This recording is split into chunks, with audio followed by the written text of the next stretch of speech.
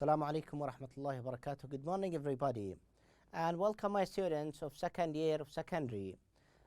Today, inshallah, we are going to discuss Flying High Book 3. Our lesson is 3 of Unit 8. Please, guys, open your books on page 70 and 73. That's our lesson for today. Before starting our lesson for today, inshallah ta'ala, we are going to aim to teach you word order with the phrasal verbs. If you remember that we have discussed phrasal verb last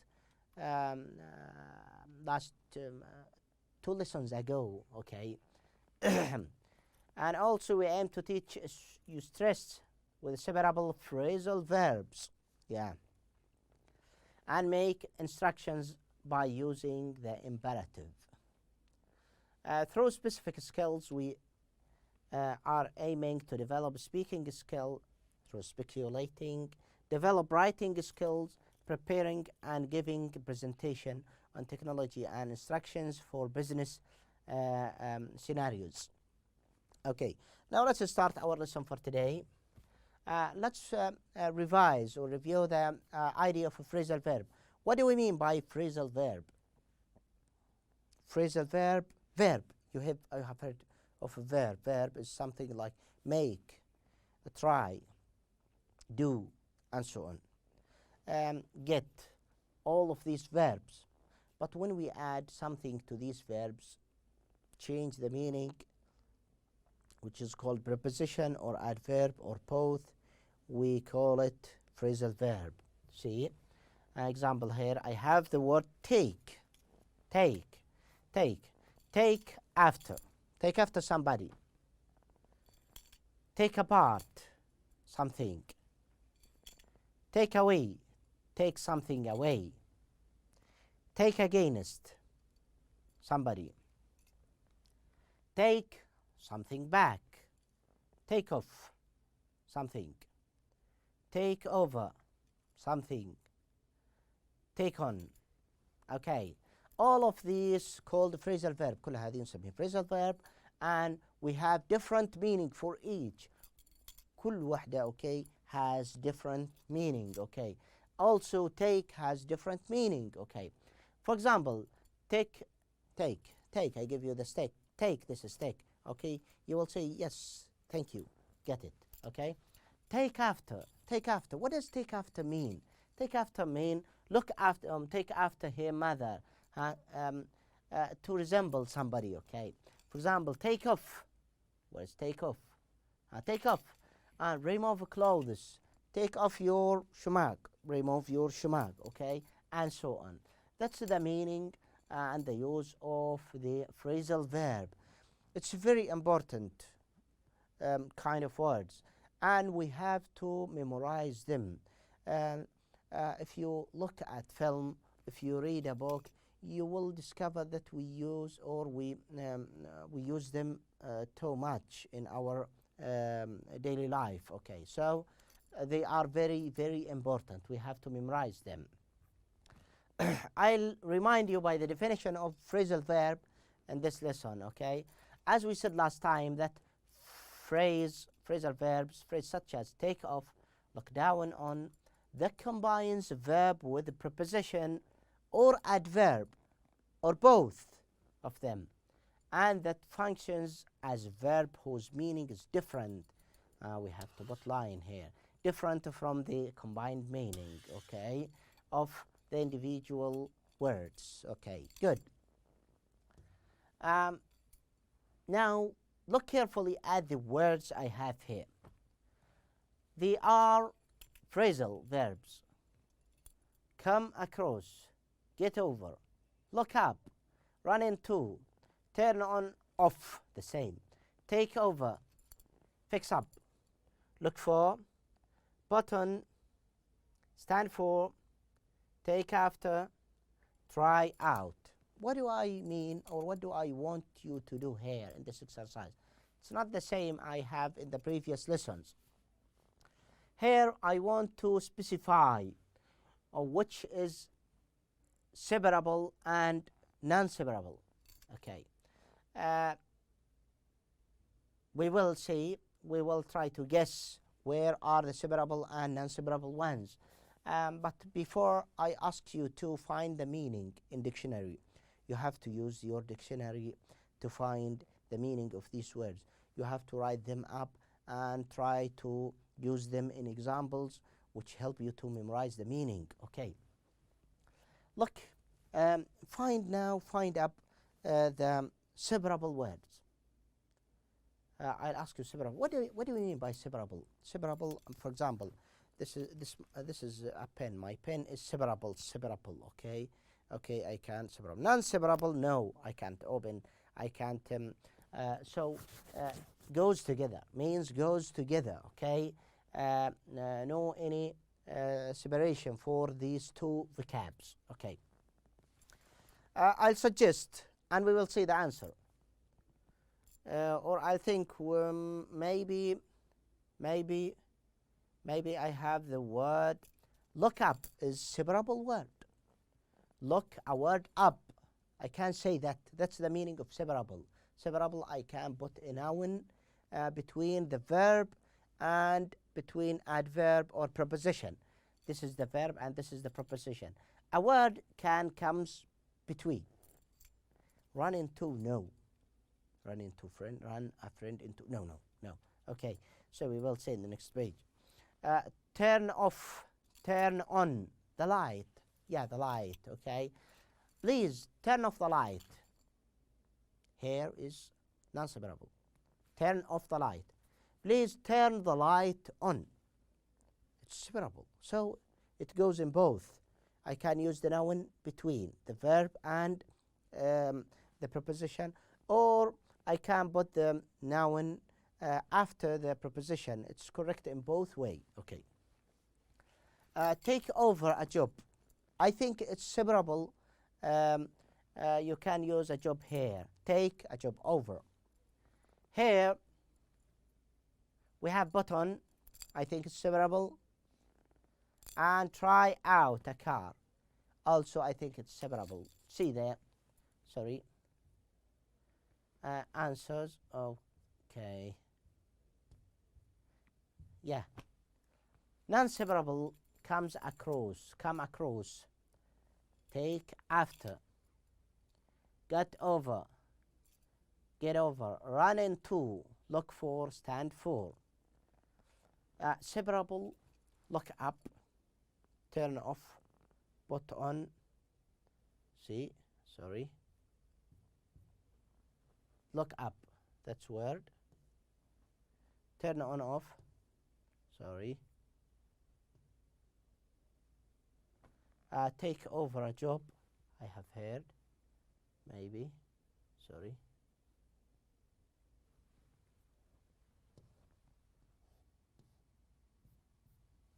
Okay, I can't write here. So, run into, sorry, turn off, put on, take over, try out. Try out. Take over, try out, put on, the same. These are the words are separable. Okay. And the other, take after, cross, come across, get over, run into, look for, stand for. They are non-separable. I can use a noun between the verb and the preposition or adverb. Look at this slide.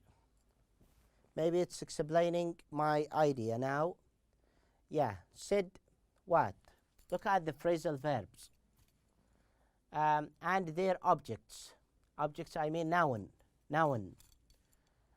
Underlined in the sentences below. Match the three basic roles for the phrasal verbs to the examples 1, 2, 3. These are the basic roles, and we will match them with these examples. But before matching, let's read. She turned on the lights. Turned on the lights when she arrived.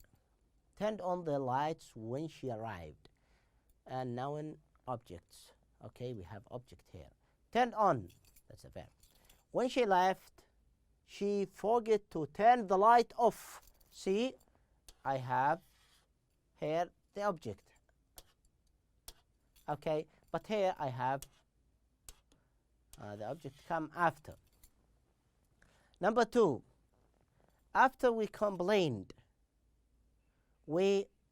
about the volume of the TV, he turned it down. Turned it down, okay? But he soon turned it up. Okay, so here pronouns object come in the middle between the verb and the preposition. But here I can in both way. I can put it after or between. Number 3, finally, ran into Mary Brown this morning. I was looking for her all day yesterday. Ran into Mary Brown this morning. I look for her. Look for her. Noun here should come after the phrasal verb here. Now let's see the role I have here. Role. Look at the role here. The object, noun or pronoun of non-separable verb. Non-separable verbs always go after the phrasal verb. Which one do you think is good for A? Number 1, number 2, number 3. C comes after, comes between. Okay, so it's not the answer. Number 2, after combined, C, it's between, and it's between. So it's non-separable. It's separable one. Okay. Number 3, finally, Mary Brown come after the phrasal verb. Here come after. Okay. Then I think it's number 3. Okay. P. Noun objects of separable verbs can go after the phrasal verb or in the middle of it. Which one, number 1 or number 2, comes after or between? Number 1, C, after and before. Number 1. Pronoun objects of separable verbs always go in the middle of the phrasal verb. Yeah, here. Number 2 should go between. Okay. Nice. That's the answer. Number 3, number 1, and number 2. You have this exercise in your book, page 70. Okay. I have scrambled words here. I want to unscramble them to have a good sentence. In these sentences, I have phrasal verbs.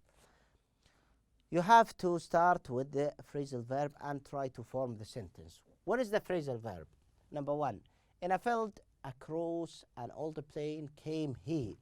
I have the verb came, and I have across, adverb. Find the verb and its completion, either adverb or preposition or both, and then try to form your sentence. I'll guess or suggest you the meaning or the sentence, and we will see the answer in the next slide. He came across an old plain in a field. I think he came across an old plain in a field. We will see in the next page. Number 2, up, a mechanic, helped him it fix.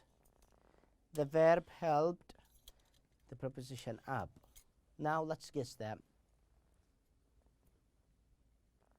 A mechanic helped him. Okay, we also have verb here. Okay, to fix it up. Helped him to fix it up. Okay, we will see in the next slide. Okay. Number 3, was adventurous. His father and he after him took. Talk, I have talk. After Was, okay, it's a verb. His father was adventurous and he took after him. Maybe. We will see in the next page. Number 4. Out, pilot, a friend, plane, tried out. Tried out. A pilot, a friend, tried out the plane. Maybe. We will see next page. Number 5 stands the acronym kilometers per hour for 4. Stands. The acronym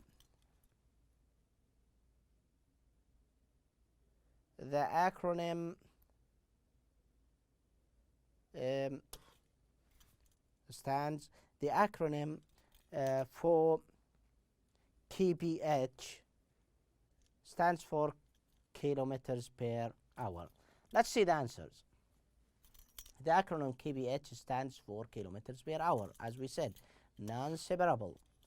The first one, he came across, non-separable, came across an old plane in the field. A mechanic helped him fix it up. He not separable, okay, because we have object here. His father was adventurous, and he took after him, okay. Number 4, a pilot, a friend, tried out the plane.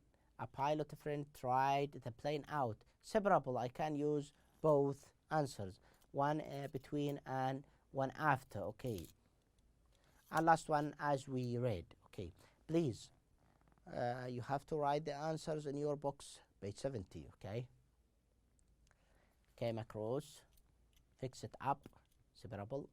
Took off after him, non-separable. Tried out or tried the plane out, separable. And stands for, non-separable. Let's move to the next page. On page 73, I have the instructions for professional use. I have to say, sometimes I have to give you some instructions, either as a command to do something or to avoid to do something, okay? Look at these words. Instructions often use the imperative form, which is made by using the infinitive. Raise up your hand in the class. Raise up your hand, please. Something polite to participate, to answer, to give me the answer. So I use this way to give you instruction, like upload your CV, please. Upload your CV. Start with the verb, okay? Yeah. Sometimes instruction, especially when you speak, can be quite forcible. Don't do that, please. Something rude, yeah. Or when I use this kind of instruction, maybe I use a strong voice, okay? So don't do that. Don't smoke, okay? Rude, okay? Sometimes instructions can be tips or suggestion. Let's go to the supermarket. Let's go to the internet cafe, okay? That's instructions for professional use. Now, let's discuss if you think the following instructions are rude or not. Yeah, you know rude, something like I use please. No, we don't use a please. Don't do that, okay? That's the rude way.